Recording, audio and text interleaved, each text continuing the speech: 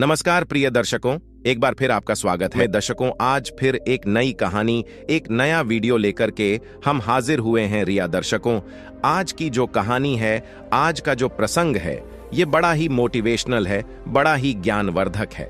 तोता मैना को बताएं, 3 बातें अगर याद कर ली तो औलाद बुढ़ापे में दुख नहीं देगी।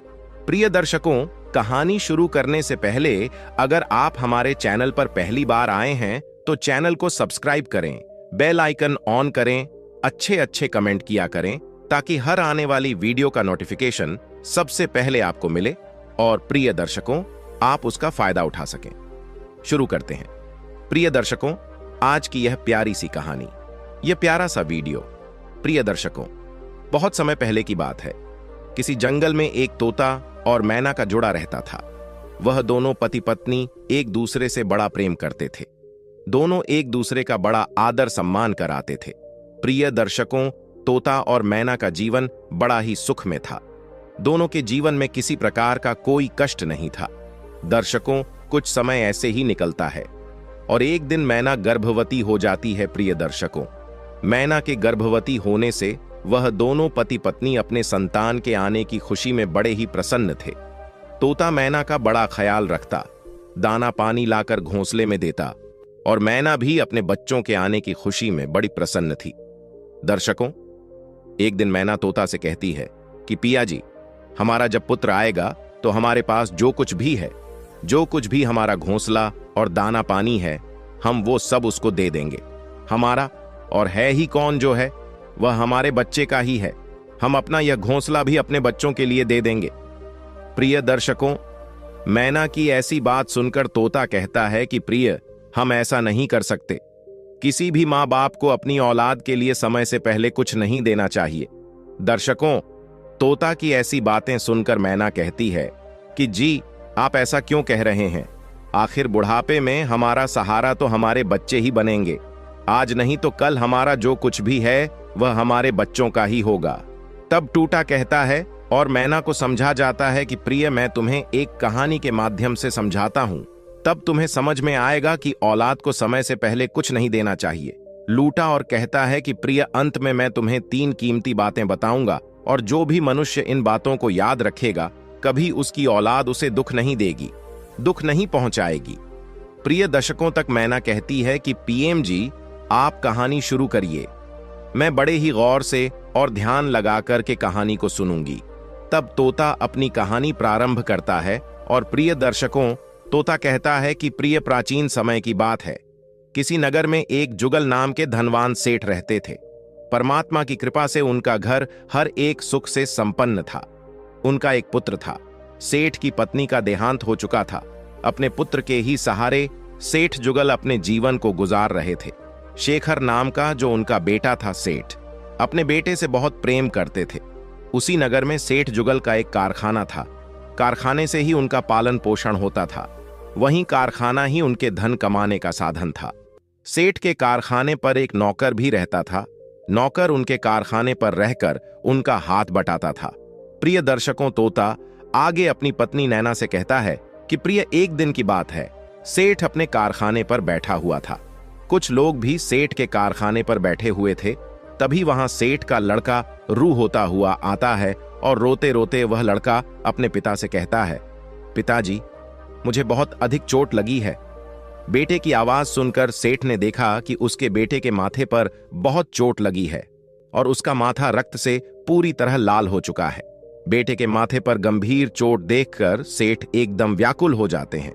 और व्याकुल क्यों न हो, आखिर वह एक पिता थे। बेटे को गंभीर रूप से घायल देखकर सेठ ने तुरंत उसे में उठाया और कारखाने को नौकर के हवाले छोड़कर से अपने बेटे को गोद में उठाकर पैदल ही डॉक्टर के पास भाग खड़े हुए। सेठ के कारखाने से अस्पताल की दूरी लगभग 5 किलोमीटर की थी। सेठ बेटे को गोद में लेकर भागता भागता वह 5 किलोमीटर की दूरी तय करके डॉक्टर के पास पहुंचा।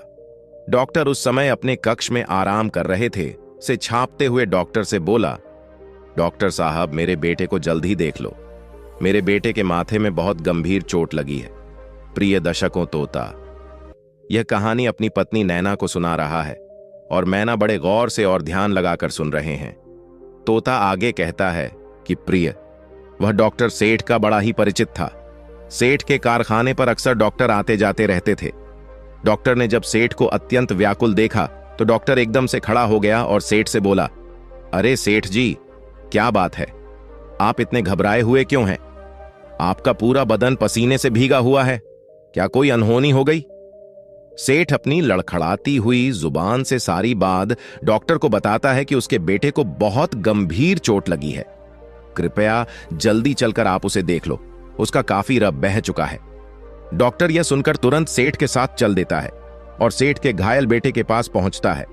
ने सेठ के बेटे के जख्म को देखा तो सेठ को बताया कि परेशान होने की कोई बात नहीं है, चोट मामूली सी है, गिरने की वजह से माथे में थोड़ा घाव हो गया है, मैं इसका उपचार कर देता हूं, परेशान होने की कोई बात नहीं है, आपका बेटा जल्दी ही ठीक हो जाएगा। सेठ को अब भी बेचैनी बनी हुई थी। सेठ बार बार डॉक्टर से कहते हैं कि डॉक्टर साहब जरा ढंग से देखिए, बच्चे के मस्तक से काफी रक्त बह चुका है।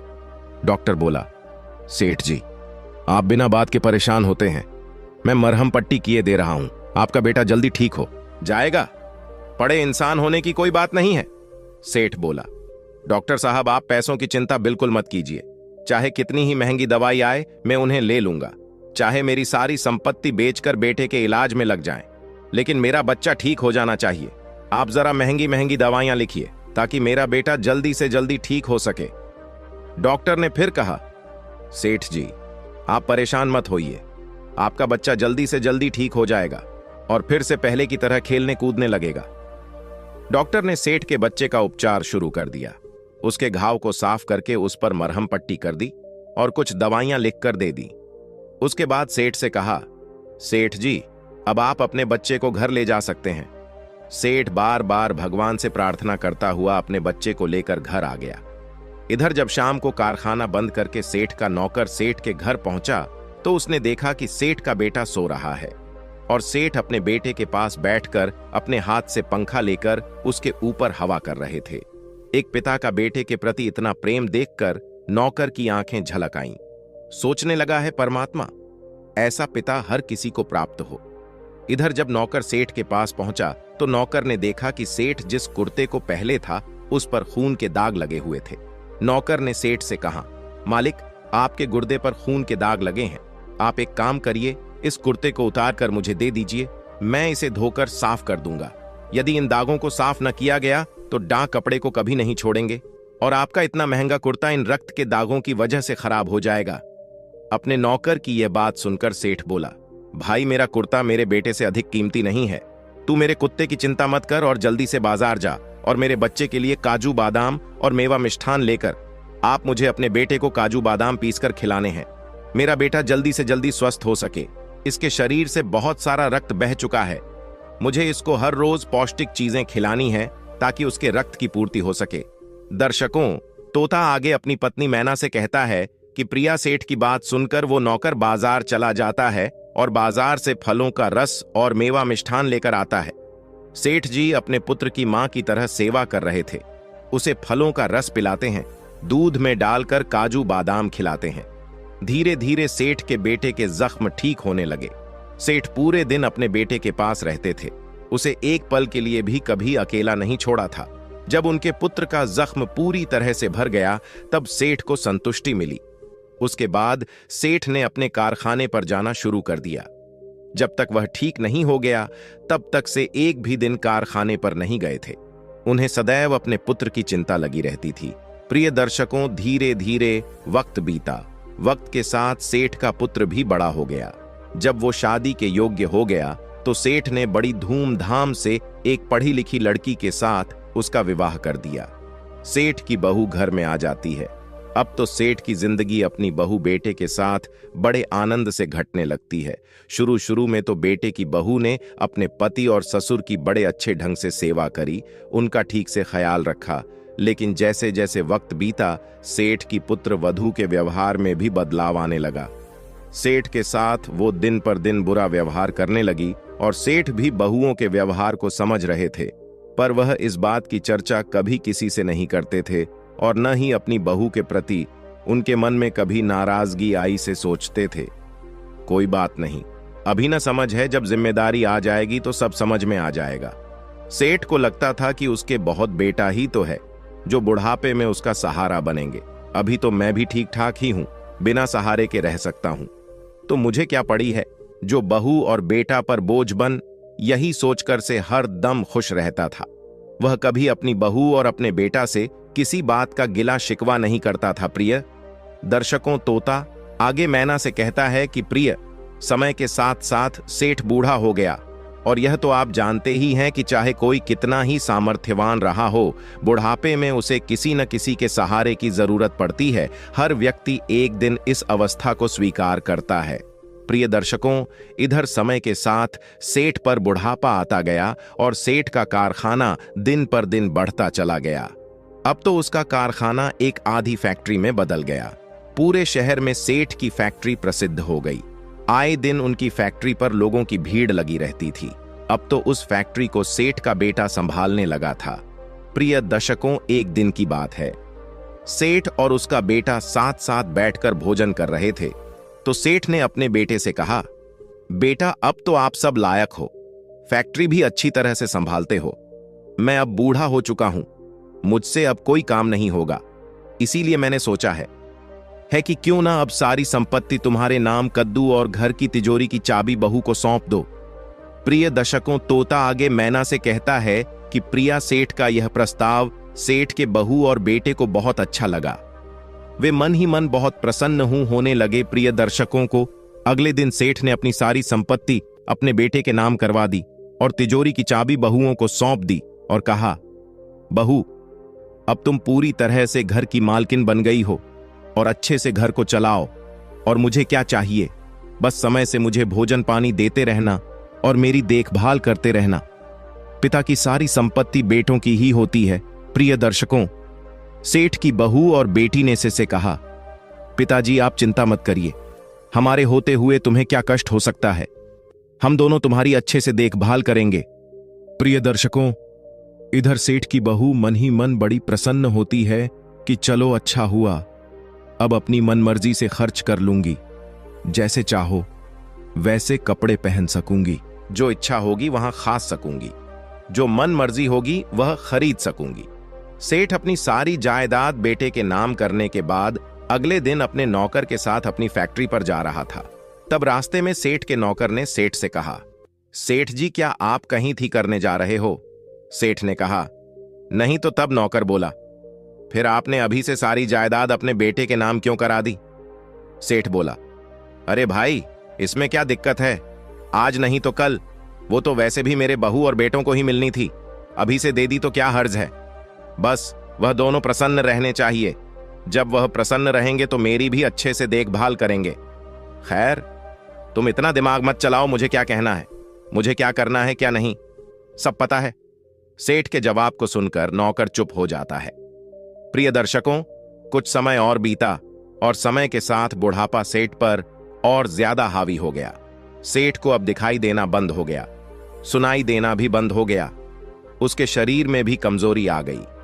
चलने फिरने के लिए उसे नौकर के सहारे की जरूरत पड़ती थी।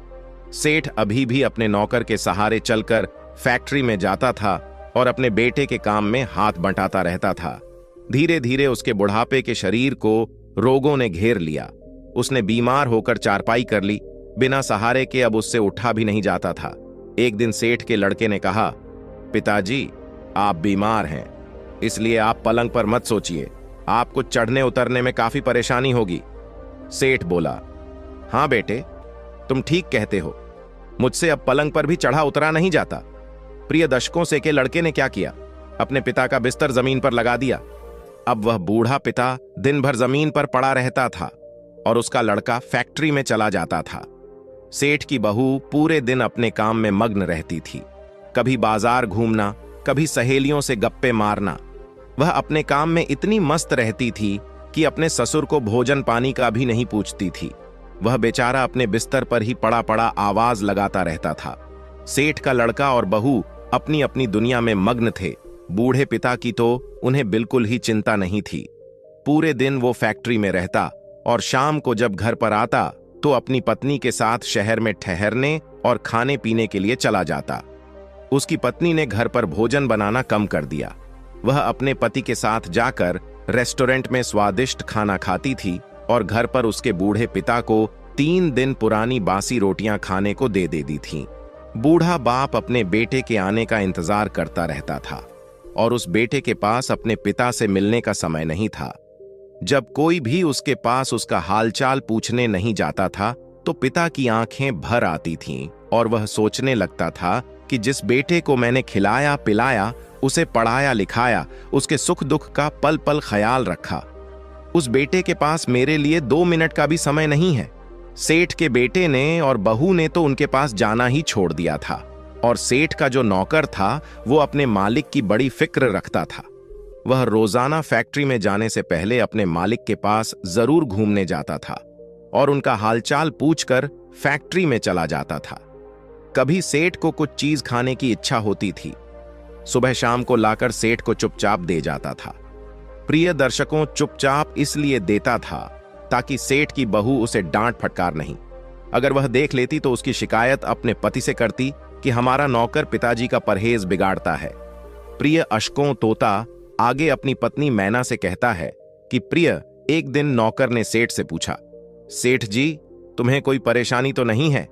सेठ ने कहा, भाई वैसे तो कोई परेशानी नहीं है, लेकिन जमीन पर पड़े पड़े मेरी कमर अकड़ गई है, तुम मुझे उठाकर बैठा दो। नौकर ने सेठ को सहारा देकर उठाया और उन्हें थोड़ा कहलाया। उसके बाद फिर पलंग पर लिटा दिया और कहा, सेठ जी, आप पलंग पर लेटी हैं, पलंग पर आधा आराम मिलेगा। नौकर सेठ को पलंग पर लेटाकर फैक्ट्री में चला जाता है। प्रिय दर्शकों, दोपहर के समय इधर सेठ जी को बहुत तेज प्यास लग रही थी। वह अपनी बहुओं को आवाज लगाकर पानी मांग रहे थे और सेठ की बहुत तो उस समय घर में ही नहीं थी, अपनी सहेलियों के साथ बाहर गप्पे मार रही थी। सेठ पानी मांगते मांगते थक गया। जब किसी ने उसे पानी नहीं दिया तो सेठ पानी पीने के लिए स्वयं ही चल दिया। सेठ पानी पीने के लिए जैसे ही पलंग से उठा तो उतरते समय सेठ एक ओर को गिर गया। नीचे फर्श था, फर्श पर मुंह के बल सेठ गिरा तो वहीं के वहीं पड़ा रह गया। उसके माथे में बहुत चोट लगी थी, उसके माथे से काफी खून बहने लगा। उधर सेठ के गिरने की आवाज सुनकर उसकी बहू भागकर अपने ससुर के कमरे में आती है तो उसने देखा कि उसका ससुर फर्श पर मुंह के बल पड़ा है। उसने अपने ससुर को तो उठाया नहीं, उल्टा उन पर बड़बड़ाने लगी कि बुद्धा गिर गया, अब ठीक रहा, मर जाता तो अच्छा होता, जमीन पर लेटा दिया था तो इससे लेता नहीं गया, तब तो इसकी कमर जकड़ गई थी, अब गिर गया, अब ठीक रहा। प्रिय दर्शकों, उसने फोन करके अपने पति को यह बात बताई कि आपके पिताजी पलंग से नीचे गिर गए हैं और उनके माथे में चोट लगी है, खून बह रहा है। सेठ के लड़के ने सुना तो उसने तुरंत अपने नौकर से कहा कि काका जी जल्दी घर जाइए, पिताजी पलंग से नीचे गिर गए हैं, तुम उन्हें लेकर जल्दी अस्पताल पहुंचे, मैं फैक्ट्री बंद करके अस्पताल पहुंच जाऊंगा। नौकर भागा भागा घर पहुंचा। उसने जाकर देखा तो सेठ अभी भी उसी अवस्था में मुंह के बल पड़े थे। सेठ की बहू ने उन्हें छुआ तक नहीं था। नौकर ने अपने मालिक को जैसे तैसे उठाया और अस्पताल ले गया, क्योंकि नौकर भी काफी बूढ़ा हो चुका था। फिर भी वह हिम्मत करके उन्हें ले गया। इधर सेठ की बहू ने देखा कि सेठ जिस कालीन पर गिरा था वह कालीन रक्त से लाल हो गई थी, तो वो मुंह बनाती हुई बोली कि बुद्धा ने इतनी कीमती कालीन खराब कर दी। प्रिय दर्शकों, बूढ़ा नौकर अपने मालिक को कंधे पर डालकर अस्पताल ले गया।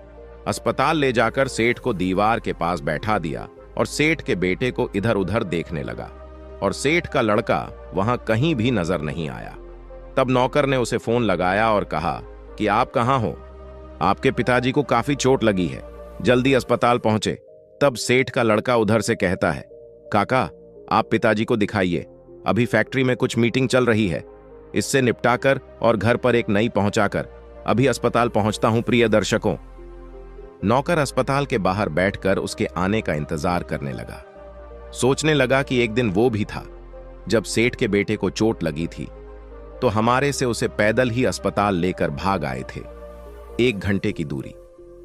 तब उस समय उन्होंने 10 मिनट में तय की थी, लेकिन यह लड़का गाड़ी से है, फिर भी 1 घंटे में अस्पताल नहीं पहुंचा। क्या जमाना आ गया है प्रिय। दर्शकों, तोता आगे मैना से कहता है कि प्रिय, लगभग 1-1.5 घंटे बाद सेठ का लड़का अस्पताल आता है और तब उसने अपने पिता को डॉक्टर को दिखाया। डॉक्टर ने जब सेठ का जख्म देखा तो कहने लगा, अरे भाई, इन्हें तो बहुत चोट लगी है, इन्हें अस्पताल में भर्ती करना पड़ेगा। डॉक्टर की बात सुन सेठ का लड़का बोला, अरे डॉक्टर साहब, आप इन्हें भर्ती मत करिए, ऐसे ही इनके घाव पर मरहम पट्टी करके दवाइयां दे दीजिए। अगर इन्हें भर्ती कर लिया तो मुझे इनके साथ अस्पताल में रहना पड़ेगा और इस वजह से मैं अपनी फैक्ट्री भी ठीक से नहीं देखा पाऊंगा और घर भी नहीं पहुंच पाऊंगा। मेरी पत्नी मेरे बिना नहीं रह पाती है। आप इन्हें भर्ती ना करके ऐसे ही दवाइयां दे दीजिए। डॉक्टर ने कहा, ठीक है, मैं इनकी मरहम पट्टी करके कुछ दवाइयां लिख देता हूं। दवाइयां थोड़ी महंगी जरूर आएंगी, पर आपके पिता जल्दी ठीक हो जाएंगे। प्रिय दर्शकों, डॉक्टर की बात सुनकर लड़का बोला, अरे डॉक्टर साहब, इतनी महंगी दवाएं लिखने की क्या जरूरत है? दवाइयां थोड़ी सस्ती लिख दीजिए। 4-5 दिन की जगह ठीक होने में इन्हें 10-15 दिन लग जाएंगे। इनके बिना कोई काम रुकता है? पूरे दिन तो वैसे भी पढ़े ही रहते हैं। आप सस्ती दवाइयां लिखिए, बड़े बड़े आराम से यहां खाते रहेंगे। प्रिय दर्शकों, वह डॉक्टर उन सेठ जी को और उस लड़के को अच्छी तरह से पहचानता था। सेठ के बेटे की बात सुनकर डॉक्टर और उस नौकर की आंखों में आंसू आ गए। डॉक्टर सेठ के लड़के को अपने कमरे में बुलाकर ले गया और कहने लगा, वाह बेटे, तुमने अपने पुत्र होने का मूल चुका दिया है। तुम्हारे जैसे बेटी इस धरती पर बोझ के रूप में होते हैं। एक दिन वो था जब तुम छोटे थे और तुम्हें छोटी सी चोट लगी थी, तो तुम्हारे पिता तुम्हारी उस चोट को देखकर व्याकुल हो गए थे। हम पति मेरे पास आए थे। उन्होंने मुझसे कहा था, डॉक्टर साहब, आप महंगी से महंगी दवाई लिखिए, चाहे मेरी सारी संपत्ति बेचकर बेटे के इलाज में लग जाएं, पर मेरा बेटा जल्द ठीक हो जाना चाहिए। और एक तुम हो जो अपने पिता के लिए सस्ती दवाइयां लिखवाने का बोल रहे हो। तुम कैसे बेटे हो? प्रिय। और डॉक्टर की बात सुनकर सेठ का लड़का हैरान हो गया। अब डॉक्टर के बाद फिर नौकर ने कहना शुरू किया, है बेटे, तुम्हें कुछ नहीं पता कि सेठ ने तुम्हें कैसे पाला है, कैसे इतना बड़ा किया है। तुम्हें जन्म देने के बाद तुम्हारी मां स्वर्ग सिद्धार गई थी, तब तुम्हारे इन्हीं पिता ने तुम्हारा मां की तरह पालन पोषण किया। तुम्हारी खुशी के लिए उन्होंने अपना दूसरा विवाह तक नहीं किया। तुम जब परेशान हो जाते थे तो तुम्हारे पिता तुम्हारे साथ साए की तरह बने रहते थे। जब तुम 11 वर्ष के थे तो एक दिन तो तुम्हारे भी माथे में चोट लग गई थी। तब तुम्हारा पिता कारखाने को खुला छोड़कर तुम्हें लेकर डॉक्टर के पास भाग गया था और 60 मिनट की दूरी 10 मिनट में तय करके वहां तुम्हें डॉक्टर के पास ले गए और तुम्हें यहां तक आने में 2 घंटा लग चुका है। तुम्हारे रक्त से उनका कुर्ता लाल हो गया था।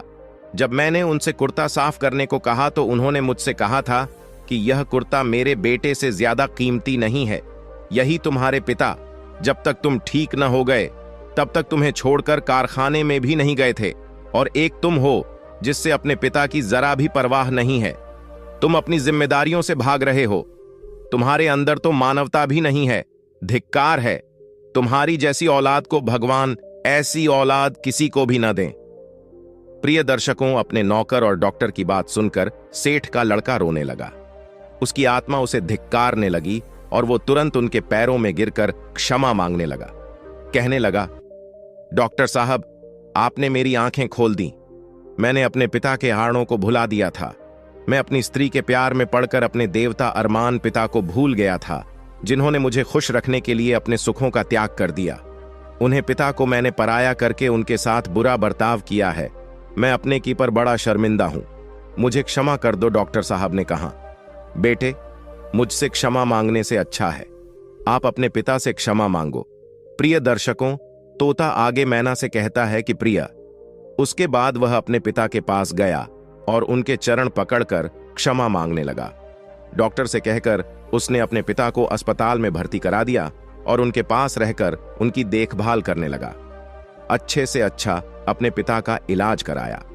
पिता ने देखा कि उनका बेटा अब पूरी तरह से सुधर गया है, उसके अंदर संस्कार आ चुके हैं, तो वह बूढ़ा पिता भी बड़ा प्रसन्न होता है और अपने के को गले से लगाकर बोला, बेटा तुम देर आए, दुरुस्त आए।